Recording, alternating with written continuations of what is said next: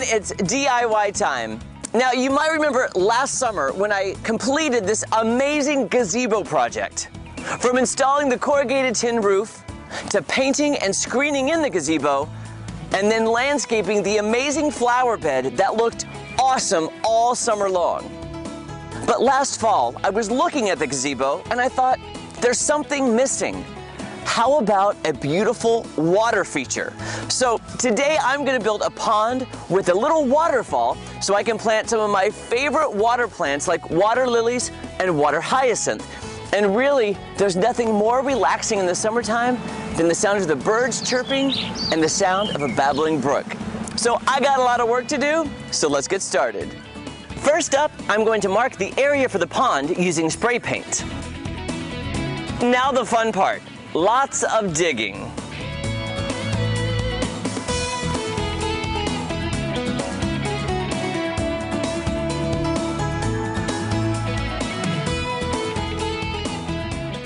I'll also make sure that the ground on all sides of the new pond are level. Next, I'm taking dirt from the hole that I just dug and using it to create the babbling brook that leads to the pond.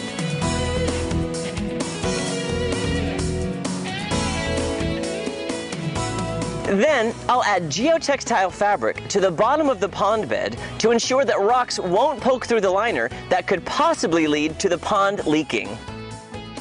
Once the geotextile fabric is in place, I'll lay the PVC pond liner into position.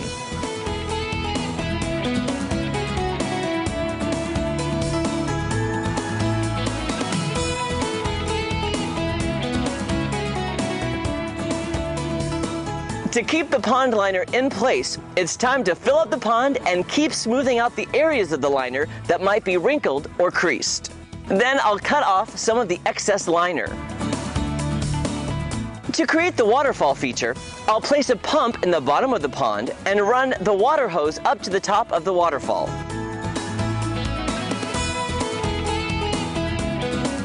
Up next, I'm going to create a border around the pond with Arkansas flat rocks. And I'll strategically place rocks down the path of the waterfall to create the perfect flow of water to the pond. I'm also going to add a beautiful rock wall along the back of the waterfall. Then I'll cut off the remaining extra liner and install landscape edging to give it a more finished look.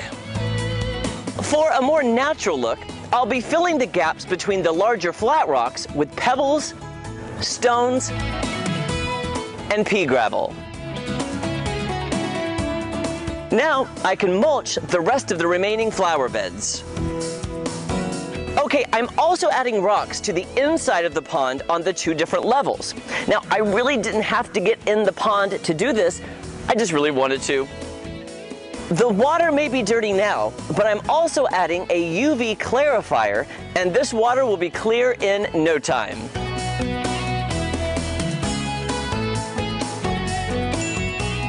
I'm almost done. I'll add some of my favorite water plants and wait for everything to grow. And my pond project is officially done.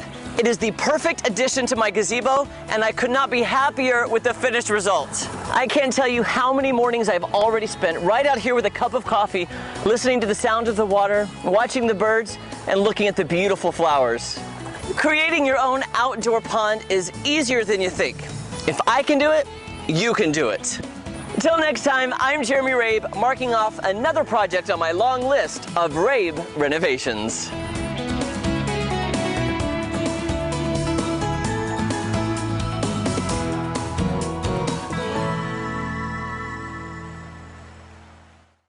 Do it, you can do it. Yes. You really think I can do this? I do think you can do it, Cammie. No, that is gorgeous. Thank you. I do love it. Did you spend extensive time researching what plants and how to get this done and how to keep it clean? Yes, I'll be honest. At my previous property, I built one at my previous property, so I kind of knew going in what to do. But again, going into it, do your research, find out what plants you like. In fact, a lot of those water plants I want to show you some pictures of now, because when I filmed the ending, they weren't blooming. This is the water hyacinth, and I love the water hyacinth because each individual flower is about the size of a quarter, but each one has that intricate detail. It kind of looks like a peacock feather. That's beautiful. Is that not gorgeous? A beautiful goodness. purple color. So is that blooming all summer long? It constantly blooms. Okay. Yep. That goes away, but the other ones, and they multiply, and you have to really stay on top of these so they don't take over the pond. Okay. So you have to kind of weed them out. Also, I have some water lilies. These, okay, Cami, let me tell you about the water lilies. I'm drooling here, Jeremy. I love these because these are the daytime blooming water lilies. So the pink ones are for the daytime, and I can't tell you the bright, vivid color. When the sun hits them, it looks like they're neon glowing.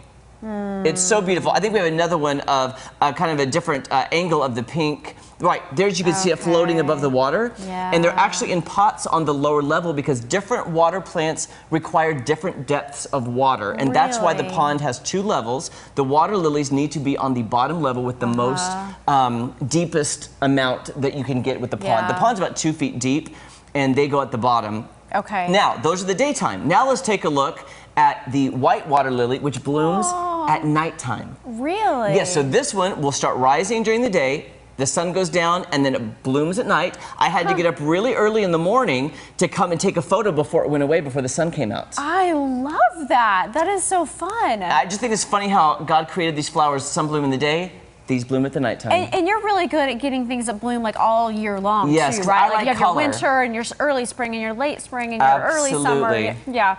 And then I think we have one more too. I had to take this because look at my dog. I was out working in the yard, and Miss Celine Dion, my little Yorkie poo, was sitting there by the pond, just so picturesque. I was like, oh, that looks like a postcard. The whole thing does look like a postcard. You are like an expert at this. Well, thank you. I appreciate you saying that. It's a passion of mine. I love being outside.